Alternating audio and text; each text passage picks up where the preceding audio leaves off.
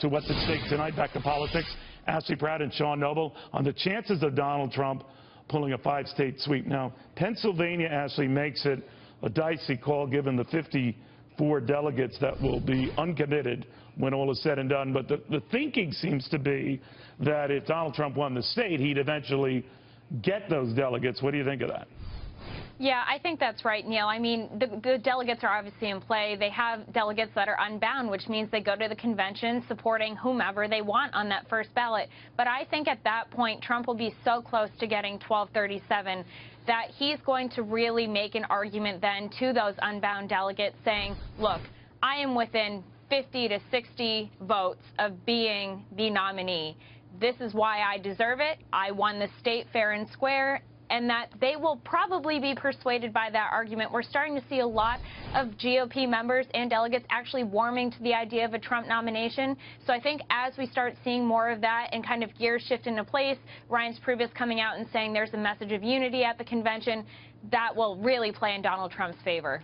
You know, Sean, we're getting word now that Governor Kasich is going to meet with Indiana Governor Mike Pence today. Pence has not committed any candidate at this juncture. He has met with the other candidates himself, but is again committed to no one.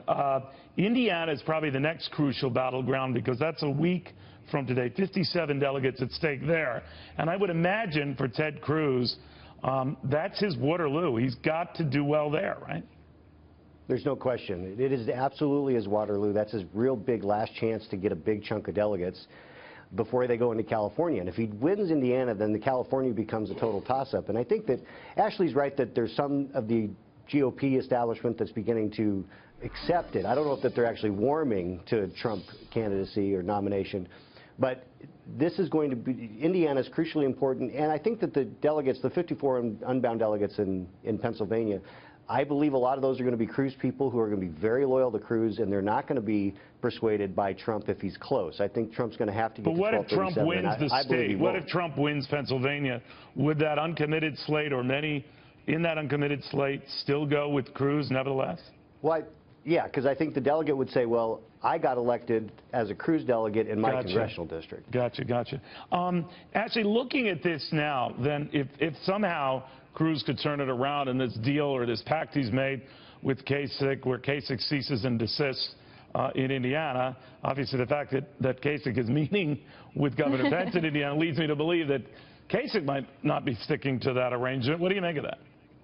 On paper, this plan made sense, right? I mean, the two who are the anti-Trump candidates in the race should bind together, but they should have done it a long time ago. Doing it now makes absolutely no sense. Now we're seeing reports again that Kasich is meeting with Governor Pence, and he also said yesterday that in no way is he telling supporters in Indiana to vote for Cruz.